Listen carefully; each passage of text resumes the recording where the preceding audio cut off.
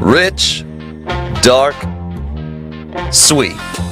It's chocolate, and we put it in everything from milk to Easter baskets. But there's a lot more to our favorite Valentine's Day gift than you might realize. Turns out chocolate fueled the Aztec lust for conquest, expanded the Spanish Empire, powered the Allies in World War II, invented the microwave oven, and just might save the rainforest. Everything you need to know about chocolate is right here, now, on How Stuff Works.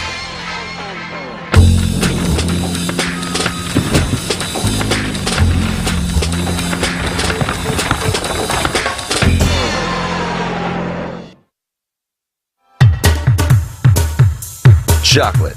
Candy bars, ice cream, cookies, and cakes. It ranks as the favorite flavor of most Americans, but few know the unique origins of this popular treat.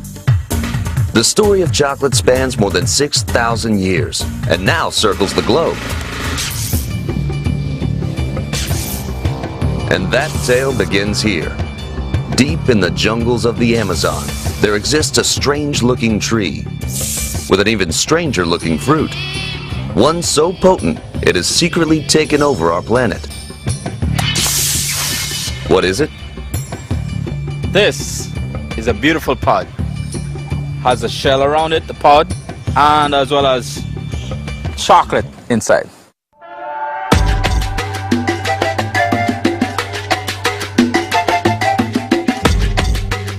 That's right. Every bar or cup of cocoa starts right here.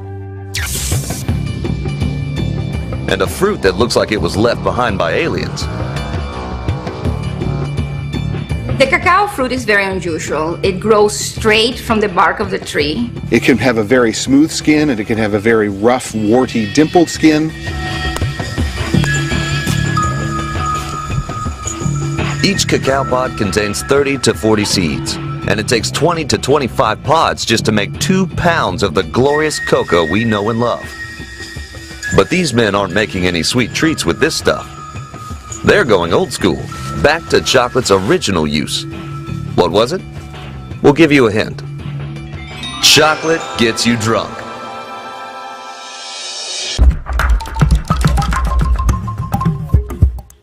That's right. Before it was used in cakes and on top of ice cream, it was key to ancient Mesoamerican religion and culture, as alcohol. And still is, here in Belize. It's something that I love to consume myself. That is something that I can make right off the trees that we can produce. And it turns out that this clear chocolate wine was not only the first use of this incredible plant, but it could even be the reason this miracle crop exists today. How's that? Let's go back to 4000 BC. It all started here in the southwest Amazon basin, when ancient Mesoamericans came across a small, isolated cluster of cacao trees deep in the rainforest. But when they tried eating the fruit, the dark seeds proved too bitter. Not ones to give up easily, they kept experimenting. Soon, tons of people began fermenting it into alcohol. But to these ancient Mesoamericans, cacao wine was much more than a cocktail. It became central to their whole culture. They even had gods of chocolate. Chocolate was a key part of their religious belief system.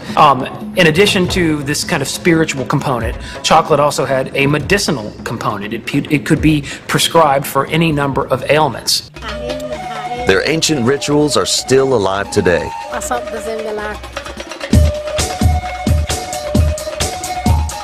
It serves an important role in my tradition, my culture, how it has been done thousands of years ago. So how is chocolate wine made? It starts with the white pulp that surrounds the cocoa bean.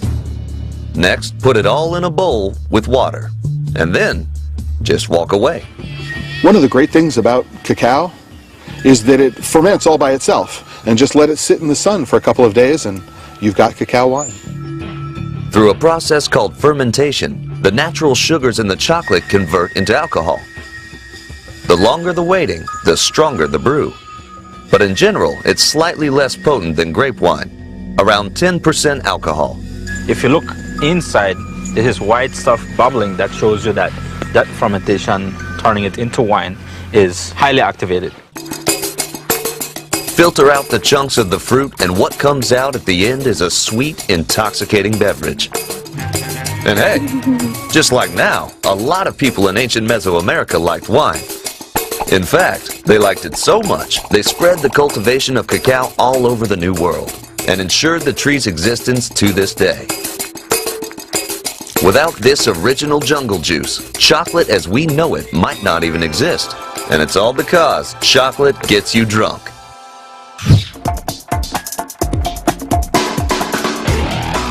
Chocolate is big business. In the United States alone, the chocolate industry brings in $13 billion a year. And while every bar sold is another opportunity to ruin a diet, each one has ties to a completely different kind of cheating. In fact, chocolate invented counterfeiting.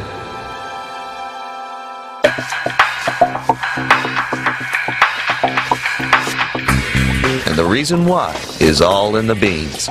See, you might make chocolate wine from the pulp of the fruit, but the chocolate we know and love comes from another part, the beans. The cocoa beans are like the key for making quality chocolate. It's like the grapes for the wine, it's like the coffee beans for the coffee. But before the beans went from this to this, these plain beans were more than food. They were money. Let's go back to the 14th century.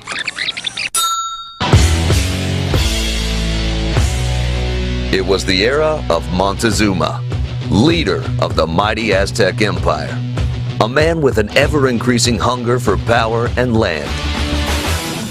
And guess what fueled and funded his expansion?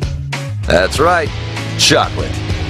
Montezuma was truly a badass of his age, and he was a man who loved his chocolate.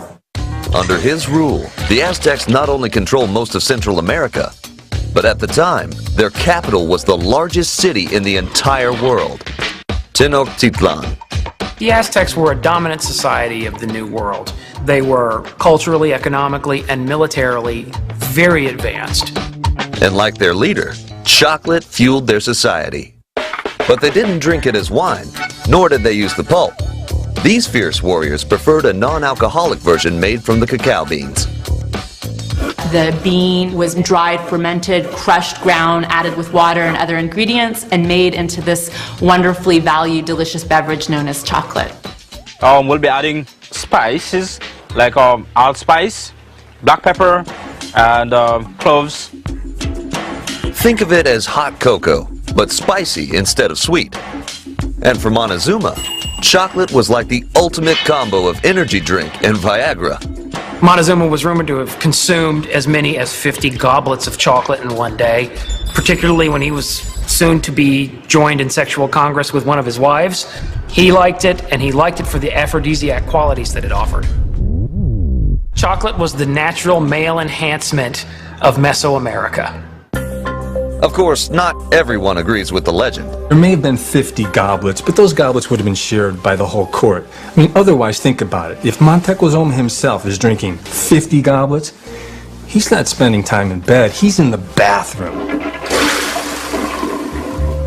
True or not, no one disagrees that the chocolate was highly prized stuff.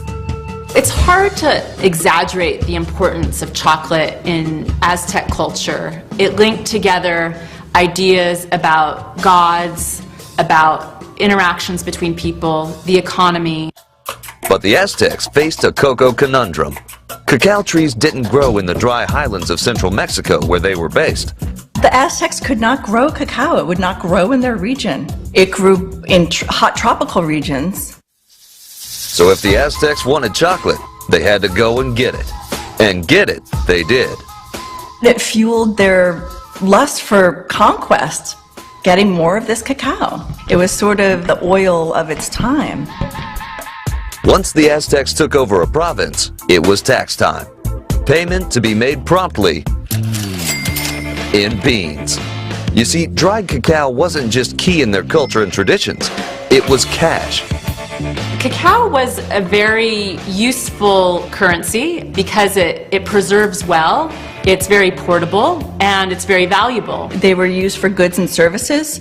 You know, an avocado or an egg, the value of those were 2 or 3 cocoa beans, whereas a rabbit might be worth 10 to 30 cocoa beans. So they really had a monetary value. With cacao, money literally grows on trees.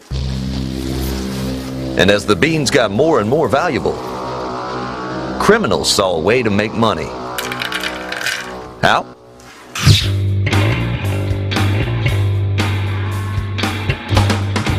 Counterfeiting for the Aztecs would have been quite simple. Clay is abundant in many parts of the world, on riverbanks or in fields. It comes in usually a brown to gray color, and to change this, they may have added rust or natural pigments like ashes through a process called wedging or kneading. And then to create the cacao bean, they probably would have just taken little bits of clay, lightly mushed them together, and then shaped them into the oblong, slightly flat shape of the cacao bean. But to turn this clay into hard cash, tricksters would then bake it in the sun. Mixing ashes or rust with a little bit of water, they would have been able to basically watercolor the beans. And mixing that in with just a little bit of wax would provide the shine that the cacao bean naturally has. And here we have our fake cacao beans, and here we have our real ones. And mixed together, I don't think you'd be able to tell the difference. It was a good business if you could get away with it. Of course, if you got caught, the penalty was death. But that still hasn't stopped the practice of making phony money today. And it's a legacy of crime that started when chocolate invented counterfeiting.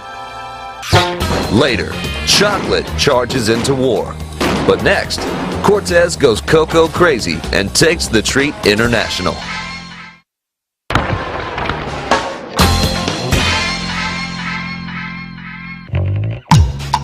Chocolate has been called the devil's food, and so far it's lived up to its reputation, what with getting people drunk and inspiring them to make phony cash. But its sinister influence proved too much for what was once the world's most powerful nation. Chocolate sunk the Spanish Empire. There was a time when chocolate was traded exclusively by a single nation, but today it comes from around the world. Most of the chocolate that finds its way into America comes through here, the South Jersey port in Camden, New Jersey. There's a good chance that any chocolate bar someone picks up off the store has come through as a cocoa bean through our facilities. Shipments arrive in 8,000-ton batches from Africa and Asia. As soon as they dock, workers unload and deliver more than 1,500 bags an hour. We're dedicated to the cocoa trade because it's such a high-maintenance commodity to deal with. It's 24/7. At any time, this warehouse could be holding as much as $50 million worth of beans. That may seem like a lot of money, but it's nothing compared to what it was. Because there was a time when chocolate was among the most valuable crops in the world, and it was ruthlessly controlled by a single globe-spanning empire. The year was 1519. When Spanish conquistador Hernán Cortés arrived in Mexico, he had one thing on his mind: gold. When Cortez conquered Mexico, he was the ultimate G unit. What is that? That's God, guns, and gold. But instead of bringing the bling home to Spain, he found something that would take a then-growing empire to new heights. Chocolate.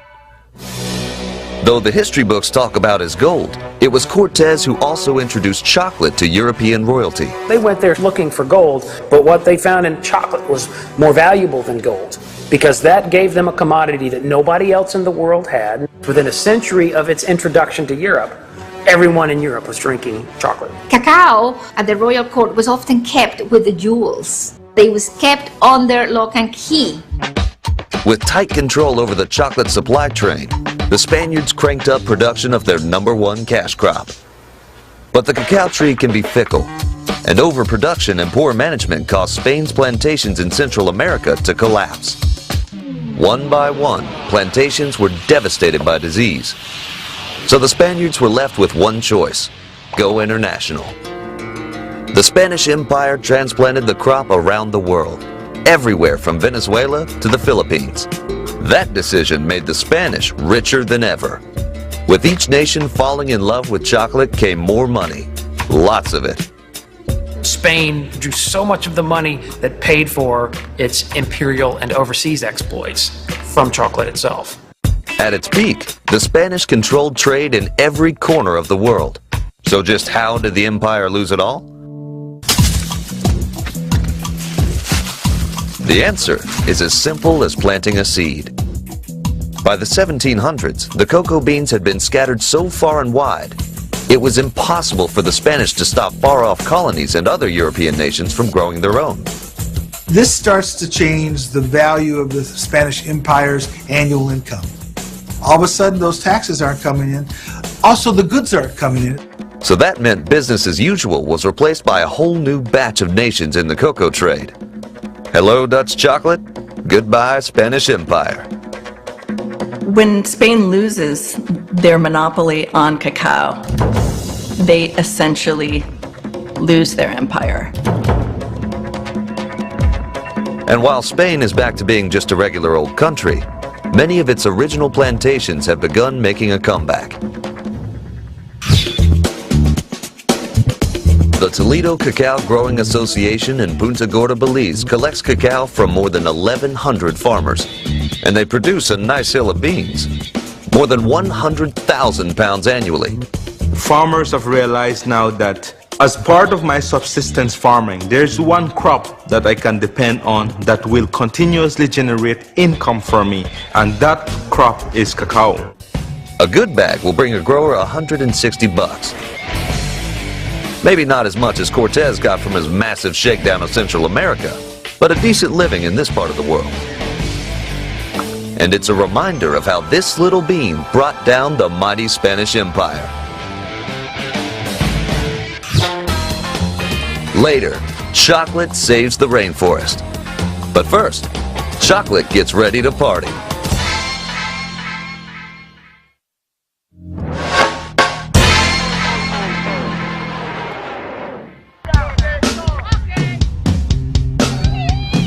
Picnics in the park, watching a game with friends, having a cookout. Who doesn't love a day off? And believe it or not, our cocoa friend helped make that happen. Chocolate invented the weekend.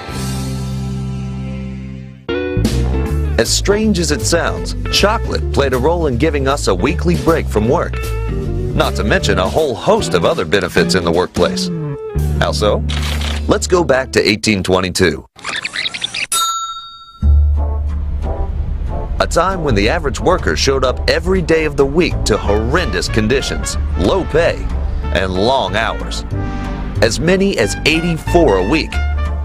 That was before a group of savvy businessmen thought of a way that might make life better for the workers, and more money for them. Who were they? The Quakers. But before they could change the workplace forever, they had a problem. See, their religious beliefs forbid them from any commercial activities involving banking, slavery, guns, or alcohol. So how was a good Quaker supposed to get rich? You guessed it. Chocolate is ideal for Quakers because, hey, if you don't drink and you don't smoke, you're not going to get into a distillery and you're not going to open up a munitions depot. What can you do? Quakers like John Cadbury started their chocolate empires based on bettering mankind. The first target? Sin and vice. So they sold chocolate drinks as a healthy alternative to alcohol. And their attempts brought great success. But why no chocolate bars?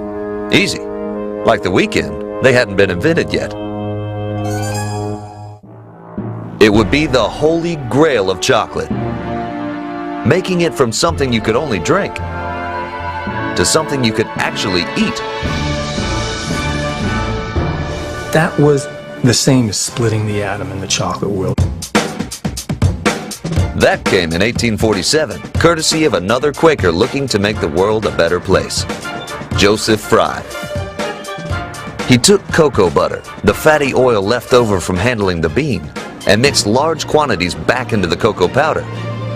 The resulting chocolate paste could then be molded into a solid. It's rough and it's gritty, but it's an identifiable chocolate bar, and from that point forward, the world's not the same. And with bars in hand, business boomed for Quaker chocolate makers around the world. So how did this give us weekends off? It all goes back to their religion. You see, discouraging the consumption of alcohol was only the beginning of their chocolate plans. Quaker chocolate was built by gentlemen who were concerned about social values as well as business.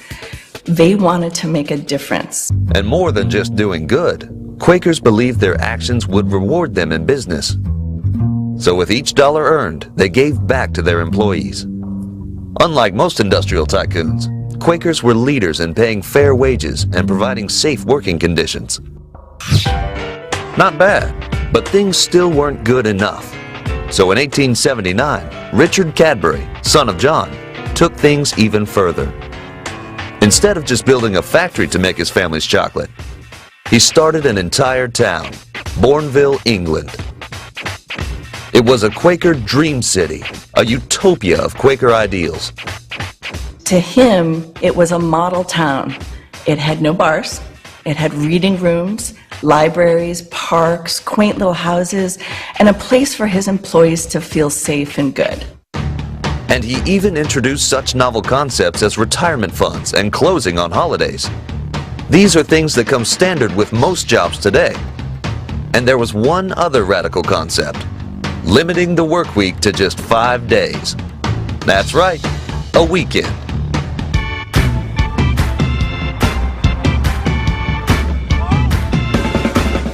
It's absolutely revolutionary for the 19th century, and that was created by chocolate.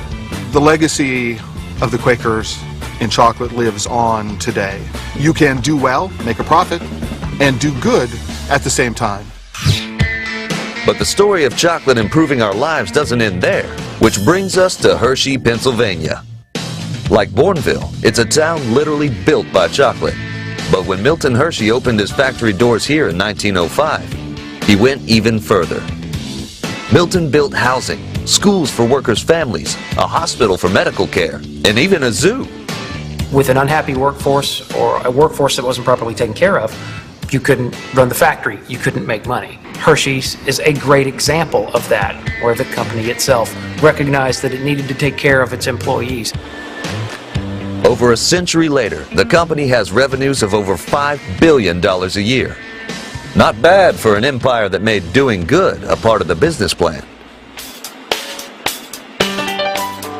As always, milk chocolate is their signature product. And as you might guess, what separates this variety from the dark or powdered forms is, well, milk, and lots of it. At our plant, we make about 1 million pounds of chocolate every single day, and we use as much milk as the city of Philadelphia. Whether it's with or without almonds, that comes out to around 4.5 million bars.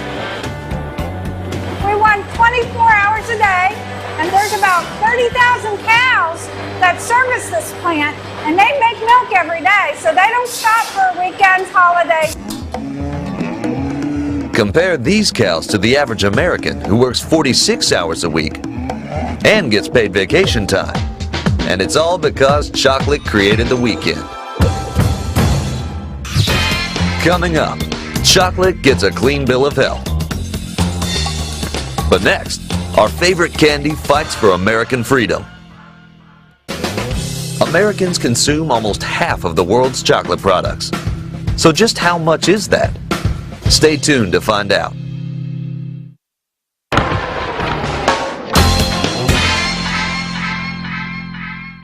Americans consume over 150,000 tons of chocolate per year. That's a pound per person. Helicopters, Humvees, and M16s. The tools of modern war. But what do they have to do with chocolate? Turns out it was a critical weapon in the fight against America's toughest enemies. Chocolate wins wars. Every soldier in the U.S. military is issued a chocolate bar as part of daily field rations. And there's a good reason. Chocolate is one of nature's perfect foods. It's proteins, carbohydrates, it's got fat. And chocolate does more than just keep the troops from getting hungry. It also contains chemicals that improve alertness during firefights or sentry duty. So what's a tasty chocolate bar got to do with war? Let's go back to 1776 and the beginning of the United States. What else could you drink after throwing all that taxable tea into Boston Harbor? Well, besides coffee, it was cocoa. Because it was grown closer to home, it was much cheaper. And its fat and calories made it a great fuel for fighting. That's why George Washington made sure each troop carried a ration with them. Fast forward to the Civil War. What treat was given to ease the pain of the battlefield trauma? You guessed it. But all this is just the beginning of how chocolate wins wars. In the years building to World War II, the U.S. began an experimental program to turn everyday soldiers into warriors with endless energy. They didn't use a secret drug. No, they used chocolate. Military doctors felt that cocoa might be the perfect way to deliver emergency calories to keep a fighting force going. Of course, this wasn't your everyday bar. They wanted this survival ration, which eventually was known as the Ration D bar, to taste about the quality of a boiled potato. And in fact, if you ever talk to soldiers that had to eat it, you know that they only ate it when they really needed the calories to survive. And that was part of the plan. You see, military brass were concerned troops would gorge themselves on something too delicious. It was made out of cocoa butter and milk solids, and they added some vitamins, and there was very little sugar in it. Good taste or not, the U.S. government deemed the experiment a success.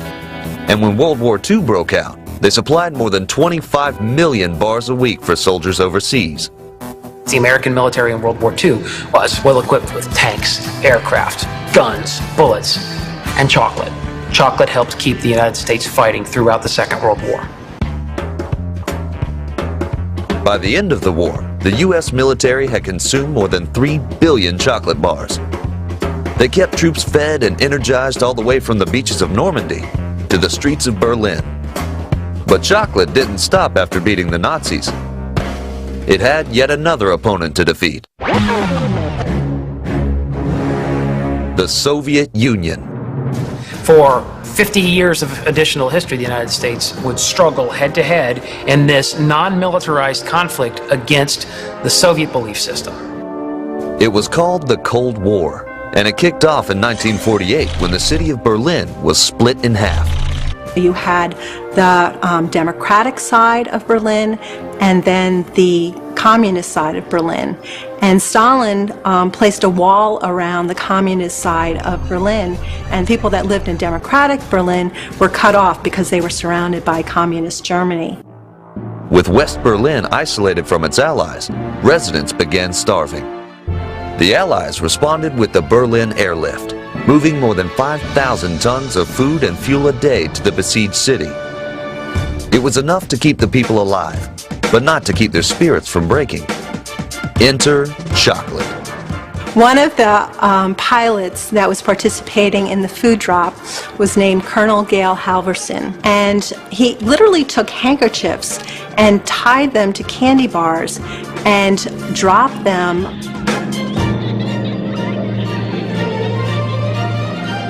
Here you have all these people that have been through a war and they're starving, and all of a sudden chocolate bars are raining from the sky. I mean, that to me just seems like it would have been magical. After 10 months, 270,000 flights, and over 2 million tons of supplies, including 3 tons of candy, Joseph Stalin called off the blockade. His ploy hadn't worked, and Berliners kept eating chocolate. But after 3 wars, chocolate and the U.S. military weren't done yet. Let's fast forward to the Gulf War in 1991. With battlefield temps up to 120 degrees, chocolate faced yet another challenge. To keep rations from melting, the U.S. military set out to create a super bar. It was tantamount to a chocolate bar on steroids. So you can see these bars have been heated. These two are heat-stable bars. They've been heated up to 140 degrees. And you could actually, when it was warm, pick this up and eat it and easily get it out of the wrapper. Where the center bar is a regular chocolate bar, and you could see how it melted when it was in the oven. And there's no way you'd get it out of the wrapper. It would just run all over. So is the big difference some kind of space-age chemical? No. It's just a different balance of cocoa butter and egg whites. American ingenuity always seems to overcome the engineering challenges of getting chocolate to the troops. And it's nice to see that after fighting for freedom since day one, chocolate is still in the field with the troops today. And proof that chocolate wins wars. Next, how chocolate keeps you out of harm's way.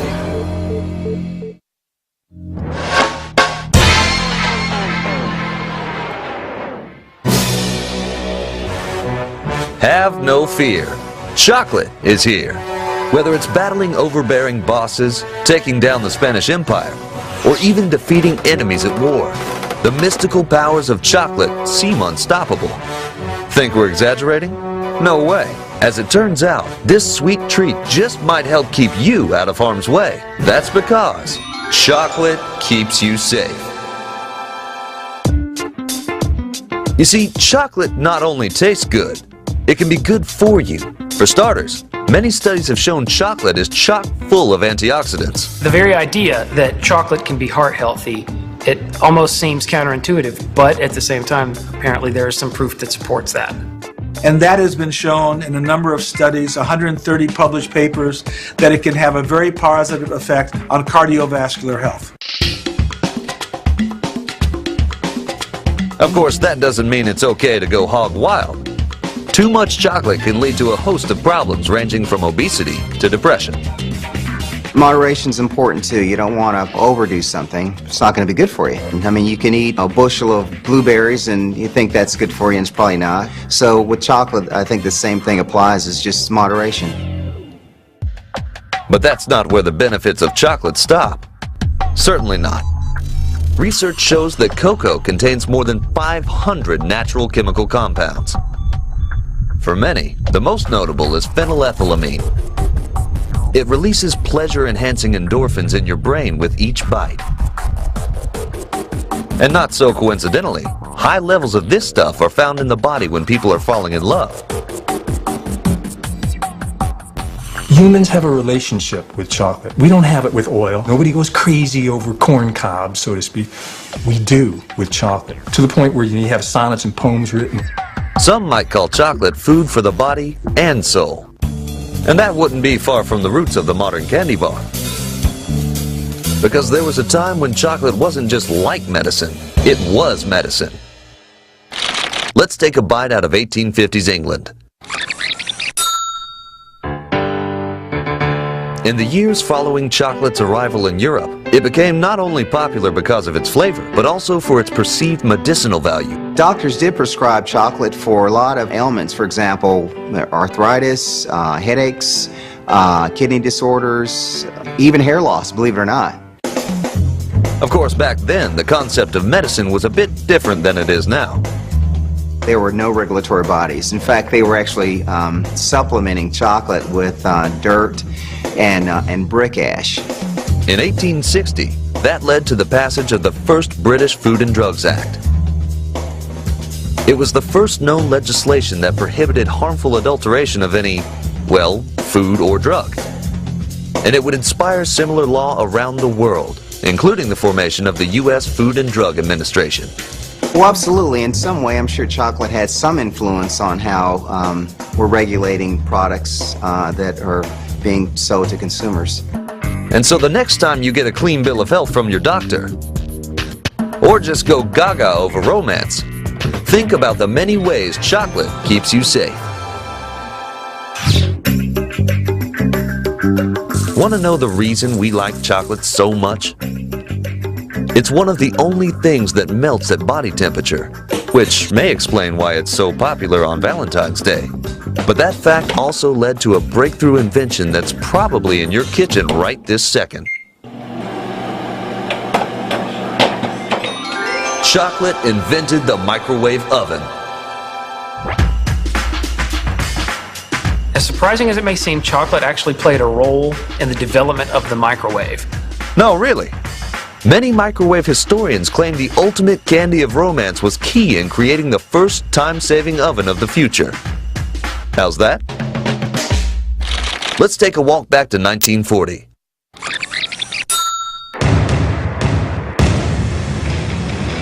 In the early days of World War II, the Nazis had waged a non-stop air campaign over Great Britain. Though the British suffered great losses, they had a secret weapon that saved them from defeat. It was called radio detection and ranging. Radar. Without radar, the Battle of Britain would have been completely different, because they knew where the enemy was coming from and they knew what altitude and what direction they could send their fighters to intercept them. So what does a wartime secret weapon have to do with chocolate? Well, in 1946, an engineer with the Raytheon Corporation was experimenting with a key piece of radar equipment called a magnetron. One of their technicians, Percy LeBaron Spencer, one day he's playing around with this, and he notices that this bar of chocolate in his pants, he basically wet his pants with chocolate, man. The thing melted out. Yep. Allegedly, something about the magnetron had melted the chocolate inside Spencer's pocket, beyond what body heat could do. How was that possible? The heart of radar is the magnetron. It manipulates radio waves and makes it possible to see aircraft well out of the horizon, well out of line of sight, to tell you what speed they're moving, which direction they're coming from. The magnetron converted those radio waves to smaller, more intense waves that will bounce off any object they hit and return home with all sorts of info. What could we call waves that are really small? The heart of the system, the magnetron, was actually producing microwaves. Yep, those microwaves. And when LeBaron Spencer stood in their way, it turned his candy bar into goo.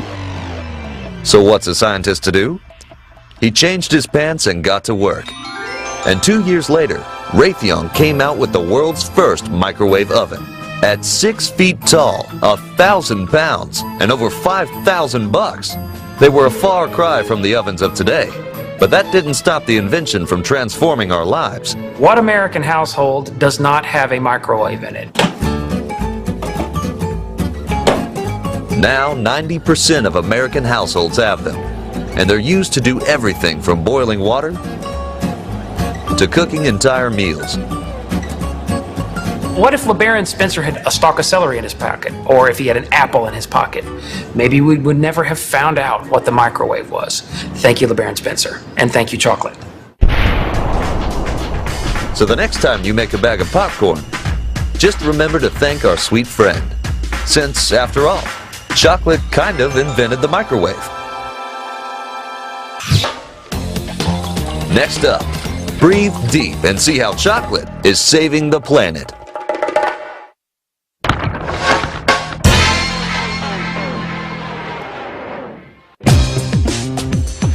Let's say you like breathing. Whether you know it or not, you probably like the rainforest. That's because it keeps our planet's air clean. So in turn, we should all thank you-know-who. Why? Chocolate can save the rainforest. The rainforests of the Amazon are the lungs of the planet. These 1 billion plus acres of green in South America recycle enough carbon dioxide to produce 20% of the world's oxygen. But rainforests are under assault. The rainforest is being encroached upon by several forces. Clearly, the timber industry is in there, and they're clear cutting. Once it's all cleared, you get the cattle showing up. They're grazing for what? Steak dinners in LA or Tokyo. And once chopped down, the tropical soil where chocolate trees grow becomes fickle. This is not the The beautiful Mississippi River Valley or the Great Plains of the United States. This is shallow soil. This is the neotropics where it's being cut down. And it loses its fertility very quickly. Without trees to anchor the soil, the thin fertile layer is easily washed away. And that spells trouble. So what are air-breathing, rainforest-loving mammals like us to do? Chocolate to the rescue. Chocolate can save the rainforest. Cacao has a lot of advantages over most other crops that grow in the tropics. Instead of knocking down the giant trees of the rainforest, cacao needs them. Cacao itself is protected by tall trees. You have a community of plants working together, allowing for animal life to thrive. And instead of giant mechanized farms bulldozed into lines of massive monocrops, the cacao plantations can be richly diverse and sprinkled throughout the rainforest. They might grow a wide variety of crops to add value to the land, rather than to slash and burn, and grow only a single crop. Where there is cacao, there is life. But it's not just the tree itself. It's also how it's harvested that's better for the rainforest. One of the important things as well is pruning and cutting some of these excess plants that actually strangle my trees. You leave all the cuttings from the machete on the forest floor. Number one is you want them to decompose and turn into organic fertilizer, very important. So this is one case where not cleaning up after yourself is a good thing.